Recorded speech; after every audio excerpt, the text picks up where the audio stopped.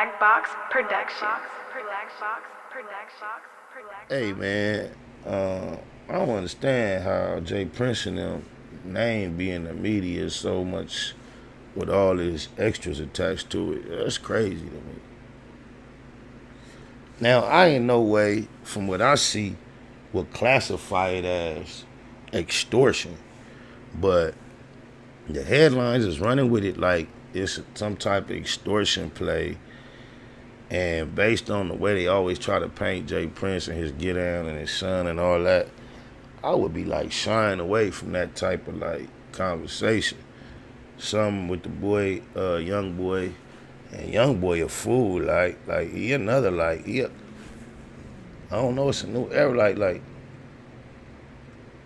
First of all, to just be out here with herpes, in the last generation, that was like a career killer.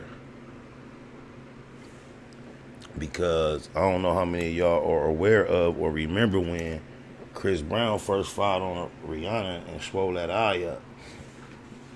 I used to be in the blue room every day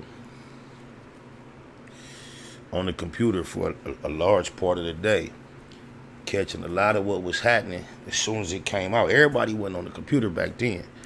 It was just in the studio, and Crash was around, Big Trap.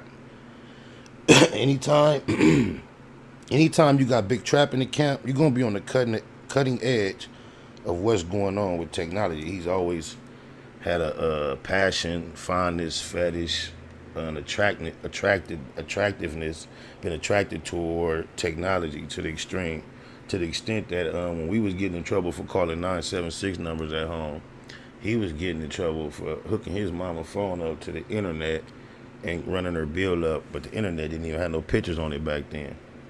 But anyway, so when Chris Brown first filed on Rihanna, the first story that came out on every single news outlet, media outlet, was Chris Brown found out Rihanna gave him herpes, so he fired her up and swole her eye up. Man, that story was running for like a week or two. Similar to how T.I. issue Cliffy Tiffy, how his whole case disappeared from the internet. It was quick though. It was way quicker than Cliffy Tiffy. I remember it was fast. They got that story out of there, and they came out of nowhere with this story about some text message that came from his manager, female manager, that she didn't appreciate or something. And me just paying attention to how they ran the play, this is what I assumed. This is how I summed it up. You got two pop star sex symbols that's trying to sell sex to kids for the next generation. So when you catch kids in their teens, you typically have a franchise or a movement that you can milk until, whatever you and your high school fall in love listening to, when you guys are 40, 50, and 60, if you happen to be together, you're going to want to hear a lot of the same songs. So this is what you're trying to build when you're building an artist on the level of Chris Brown and Rihanna. And back in those days, it was understood by both camps. All the sex we trying to sell is over with herpes. So they immediately came with a story, and that was my reason why I believe Chris Brown was able to get away with such a slap on the wrist, able to restore his character and come back and be accepted, because I think everybody would agree that for herpes, that black eye was like she got off easy. So if Oprah was involved and all the high profile people that were speaking on that black eye and the way they promoted that picture, there was no way Chris Brown could have gotten off that easy without there being some type of understanding between both camps and some type of agreement in place. Otherwise, they would have. You see how they do black men in America? Just because you can sing and dance don't mean nothing. And he was claiming pyro and having all type of drug type of issues and other issues. They would have fried him, but them herpes. But now here it is, Generation Next. The young boy, he come out rapping, promoting his herpes. He still got females fighting over him, trying to commit murder over him. This a whole nother scenario. Now somebody break into his house, and I don't know what Jay Prince and them get out of being on the internet convincing everybody that they could tap in every state after a crime is committed and like kind of rewind it and back it up and like, but if in my point of view, I wouldn't like to be known as the people such a high profile that can just tap into any ghetto and reverse crimes, and that doesn't seem like a safe reputation to have unless it's an extremely safe reputation to have. And then it might not be so safe for other people to have these relationships with these cats that they be maintaining. If you digitalize what I'm digitalizing and trying to relate to you. But somehow they got it out on the internet that the key word is Jay Prince and whatever Junior is trying to extort the boy, young boy. He made a comment on social media as to he ain't looking for no new friends.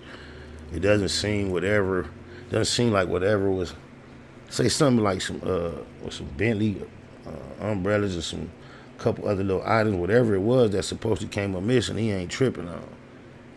But I just think it's a big old mess on my mama for Jay Prince and them to have been around so long and be so well established and accomplished in the game. I don't understand the constant public association with being able to tap into the streets and get involved in everything that happened as far as illegal, and then make blogs about it and speak about it, and as if we're not aware that everybody's not paying attention. So if you're involved and capable of doing that in front of the whole world, and you know they studying and watching, it's like, damn, I wouldn't even be wanting to be known for that guy.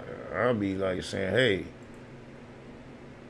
if you wanted to communicate anything, he kept calling him the little homie and all that. You could tell the way young boy get out. He don't want to be called nobody little homie he don't know. He went on camera, called a man. He know he can't whoop the bunch of and all that over his daughter. I don't know what the details were, but I knew he was on some other when I heard that. But it's just crazy. You know me personally, I ain't nothing like these rappers. But just think about it. Buck Jenner's scared to come out the closet. But you could come out and still be a sex symbol rapping about the fact that you got herpes. And you know what you can do being honest about having a Greg situation. On my mama. Snake Wood Net Hustle. Big shout out to my nigga SPI, Spotter Low. You know I'm in the black box, had to come through, tap in, show love one time. Yeah, y'all make sure y'all subscribe. Stay tuned.